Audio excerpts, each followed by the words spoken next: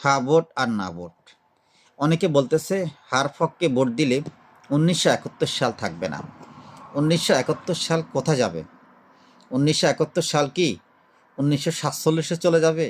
না ভাই, এটা সম্পূর্ণ মিথ্যা কথা।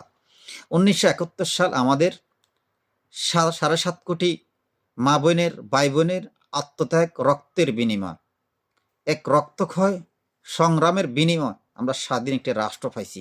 এটাকে ভোলার মতো কিছু নাই, এটাকে ভোলার কোনো কিছুই নাই, কোনো সুযোগ নাই।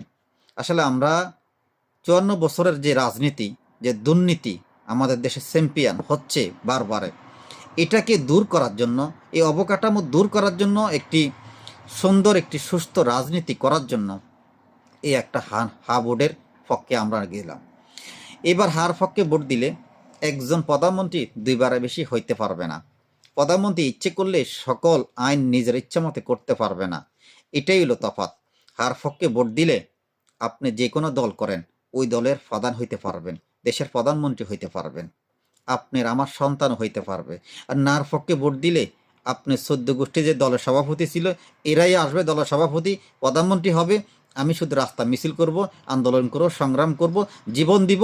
আমি চেয়ারম্যান মেম্বারের বেশি আর বেশি কিছু হইতে পারবো না। এতটুকু আমার নার পক্ষে ভোট দিলে।